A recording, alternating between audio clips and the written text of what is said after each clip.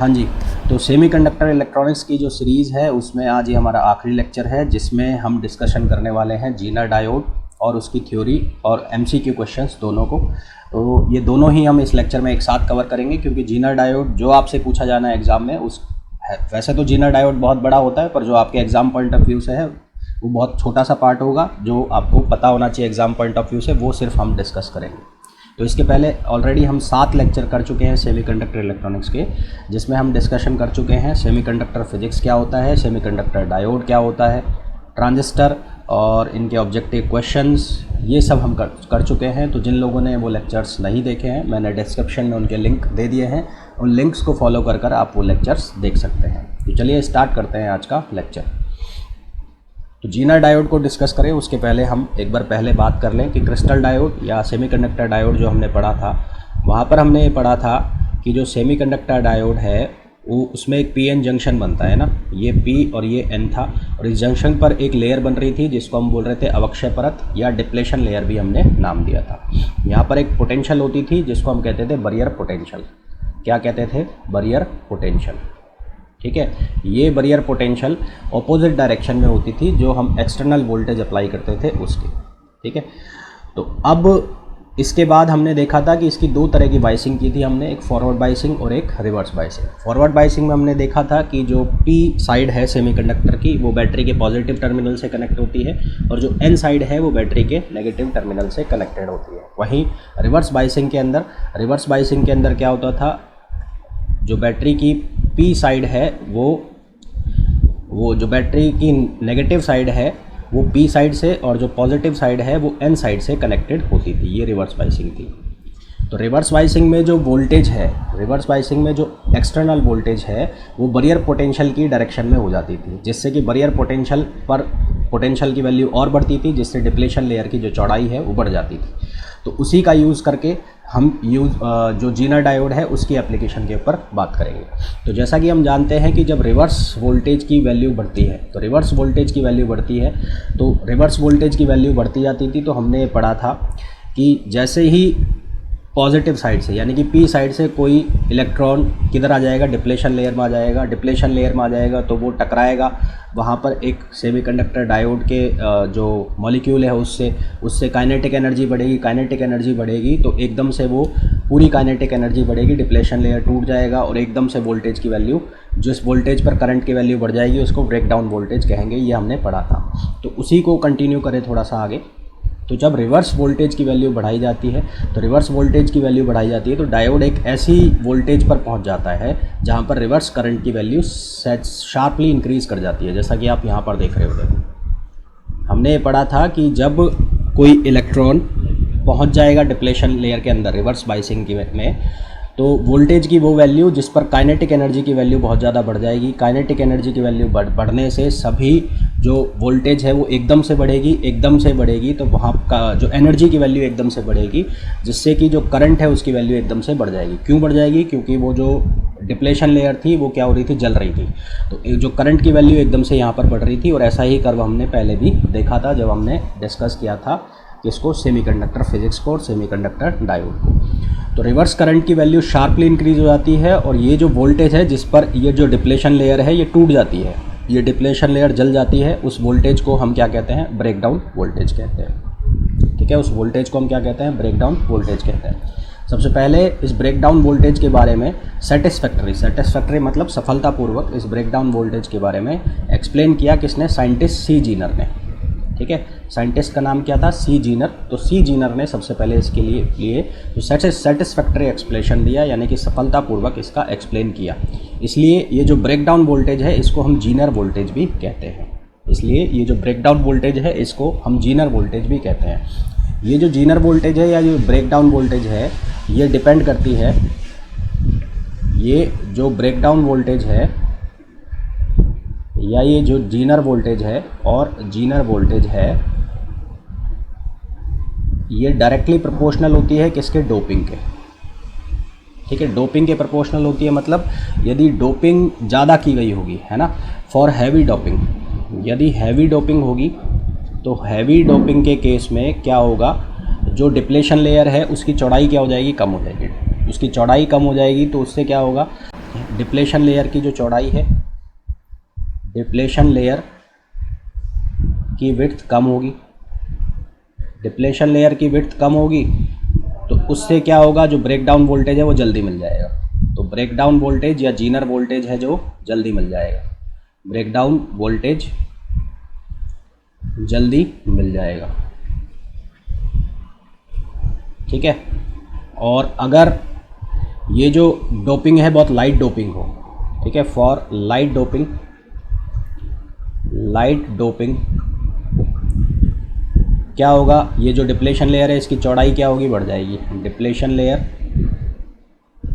की width increase होगी, width increase होगी, और इसकी विड्थ इंक्रीज होगी तो जो ब्रेकडाउन वोल्टेज है वो लेट मिलेगा। तो ब्रेकडाउन वोल्टेज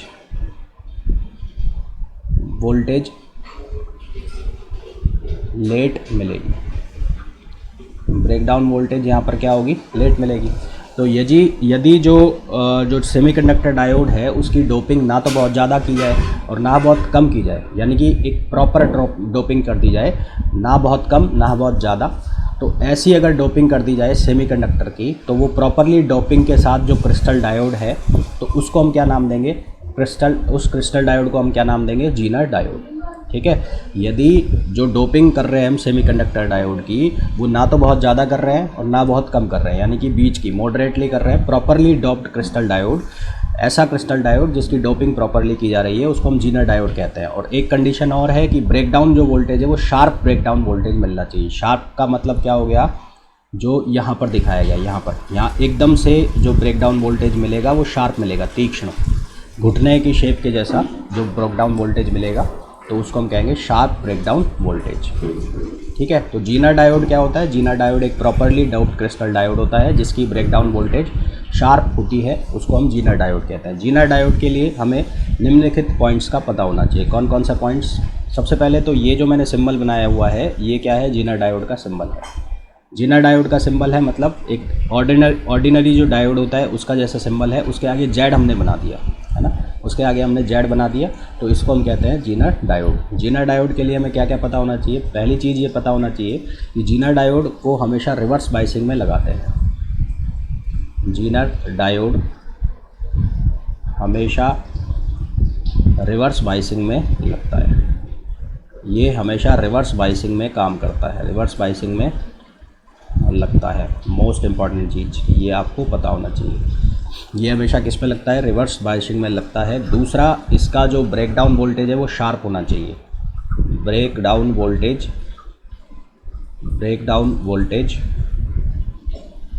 शार्प होना चाहिए, ब्रेकडाउन वोल्टेज शार्प होना चाहिए।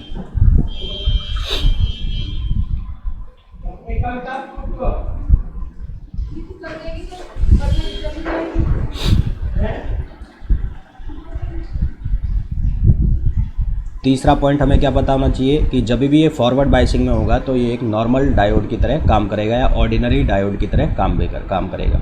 जब भी यह फॉरवर्ड बाइसिंग में होगा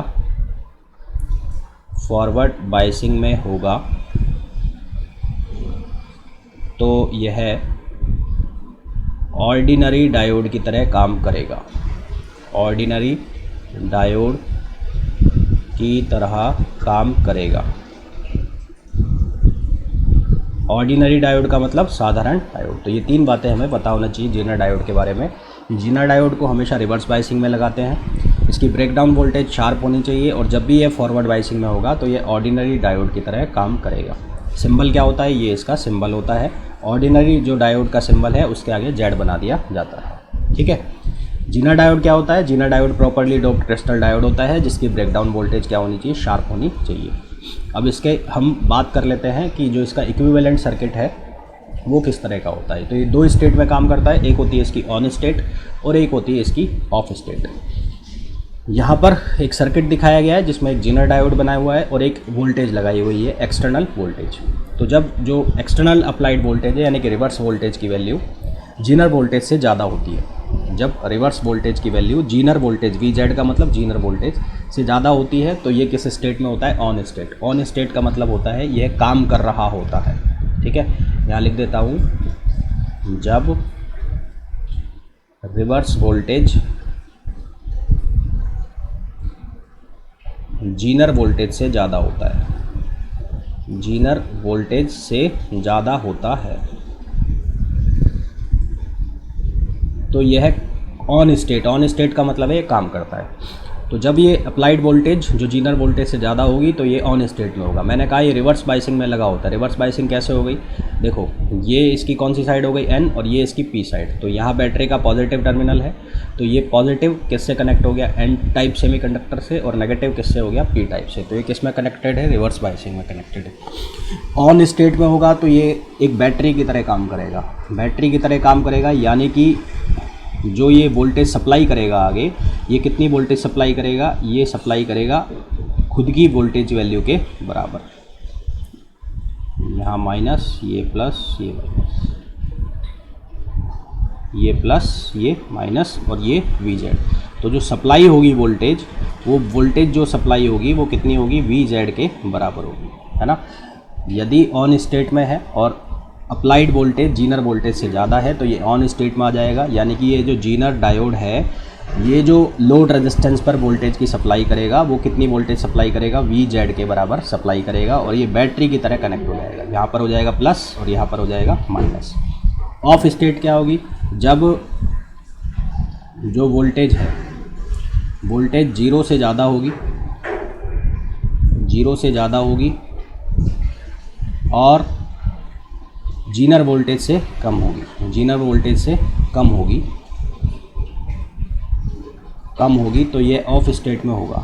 तो ये है ऑफ स्टेट में होगा। ऑफ स्टेट का मतलब है काम नहीं करेगा और ये ओपन सर्किट बन जाएगा। ओपन सर्किट का मतलब इसका जो सर्किट बनेगा वो ऐसा बनेगा, ये यहाँ से खुल जाएगा ओपन, यानी कि अभी ये काम ही नहीं कर रहा है, इसकी ज़रूरत नहीं है। और यहाँ पर जो वोल्टेज सप्लाई हो रही है वो किसके बराबर हो रही है, V के बराबर हो रही है। दो स्टेट हो रही है, ध्यान क्या रखना है, ऑन स्टेट में कब आएगा, जब अप्लाइड वोल्टेज जीनर वोल्टेज से ज़्यादा हो, और ऑफ स्टेट में कब आएगा, जब अप्लाइड वोल्टेज जीनर वोल्टेज से कम हो और जीरो से ज़्यादा हो।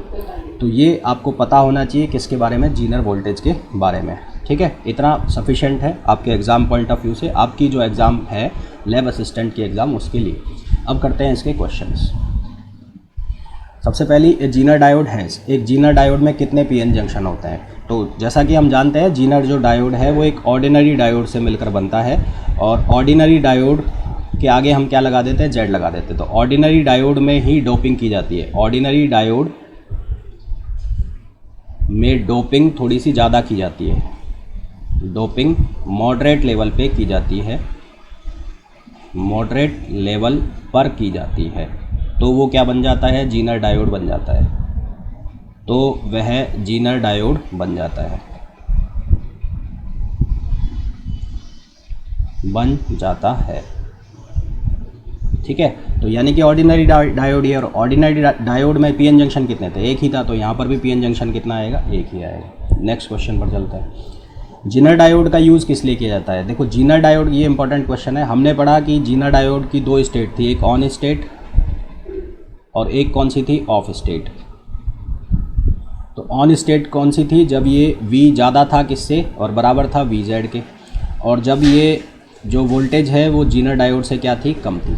तो दोनों ही केस में ये आउटपुट पर क्या कर रहा है, वोल्टेज को कंट्रोल कर रहा है, आउटपुट पर वोल्टेज को कंट्रोल कर रहा है। तो वोल्टेज को कंट्रोल कर रहा है तो जीनर डायोड एक तरह से कौन सा डिवाइस हो गया जो कि वोल्टेज को रेगुलेट करेगा। रेगुलेट करने का मतलब है कंट्रोल करेगा। तो जीनर डायोड क्या होता है, एक वोल्टेज रेगुलेटर होता है। नेक्स्ट क्वेश्चन पर, doping level in Zener diode. Zener diode में डोपिंग जो की जाती है वो क्रिस्टल डायोड से थोड़ी सी ज़्यादा होती है। तो कौन सा ऑप्शन आएगा, C ऑप्शन इसके लिए सही आंसर होगा। जीनर डायोड को हमेशा कनेक्ट किया जाता है रिवर्स बाइसिंग में, फॉरवर्ड बाइसिंग में, या दोनों में, या इनमें से कोई नहीं। तो किस में कनेक्ट किया जाता है, रिवर्स बाइसिंग में उसको कनेक्ट किया जाता है। उसके बाद जीनर डायोड का जो कैरेक्टरिस्टिक कर्व है वो कौन से ऑपरेशन के लिए यूज़ किए जाते हैं, तो वो किए जाते हैं रिवर्स बाइसिंग में, क्योंकि उसको कनेक्ट किया जाता है किसमें, रिवर्स बाइसिंग में। ये क्वेश्चन है, क्वेश्चन में पूछा है जीनर डायोड का जो यूटिलाइज़ किया जाता है उसके जो करेक्टरिस्टिक्स ऑपरेशन होते हैं वो कौन सी बाइसिंग में होते हैं, तो किस में होते हैं, रिवर्स बाइसिंग में होते हैं। फिर पूछा है ब्रेकडाउन रीजन में जीनर डायोड किसकी तरह बिहेव करता है। जब ब्रेकडाउन रीजन में पहुंच जाता है तो जीनर डायोड किसकी तरह बिहेव करता है, क्योंकि जो जीनर डायोड है वो क्या है, एक वोल्टेज रेगुलेटर है। तो वोल्टेज रेगुलेटर है तो उसकी दो स्टेट थी, एक थी ऑन स्टेट और एक थी ऑफ स्टेट, और वो दोनों ही स्टेट में किसको कंट्रोल कर रहा था, वोल्टेज को। तो ये क्या प्रोवाइड कराता है, जब वोल्टेज ज़्यादा हो जाती है जीनर वोल्टेज से तो ये कांस्टेंट वोल्टेज पर काम करवाता है उसको, और जब वोल्टेज कम होती है जीनर वोल्टेज से तो भी ये वोल्टेज को कंट्रोल रखता है। तो ये किस पे आ जाएगा, कांस्टेंट वोल्टेज पे आ जाएगा। अगले क्वेश्चन में पूछा है जीनर डायोड कब ख़राब हो जाता है, कब डिस्ट्रॉय हो जाता है, यानी कि ख़त्म हो जाता है। जब जीनर डायोड से पास हो रही करंट उसकी अलाउएबल करंट से ज़्यादा हो जाती है, यानी कि रेटेड करंट से ज़्यादा उसमें करंट फ्लो करा दी जाए तो वो क्या हो जाएगा, जल जाएगा। तो कौन सा ऑप्शन आ जाएगा, सी ऑप्शन आ जाएगा। फिर बोला है यदि किसी रेजिस्टेंस को कनेक्ट कर दिया जाए जीनर डायोड से, यानी कि सर्किट ऐसा बना दिया जाए, यहाँ पर कोई रेजिस्टेंस है, यहाँ प्लस है या माइनस है, और ये जीनर डायोड है लगा हुआ है, ये RL है। तो हमें पूछा है ये किस लिए कनेक्ट किया है, तो ये जो रेजिस्टेंस है जीनर डायोड के सीरीज़ में इसलिए कनेक्ट किया जाता है कि जो जीनर डायोड है उसको प्रोटेक्ट किया जा सके, जलने से बचाया जा सके। क्यों, कैसे बचाया जा सके, हमने पढ़ा है अभी कि जब इसमें जो करंट की वैल्यू है वो ज़्यादा फ्लो हो जाएगी तो जीनर डायोड क्या होगा, जल जाएगा। तो वो ज़्यादा करंट की वैल्यू को कौन कंज्यूम करता है, वो ये रेजिस्टेंस जो है R, ये अपने आप में कंज्यूम करता है। तो यहाँ पर जो करंट की वैल्यू ज़्यादा नहीं हो पाती, तो ये जीनर डायोड को क्या करता है, प्रोटेक्ट करता है। नेक्स्ट क्वेश्चन पर चलते हैं।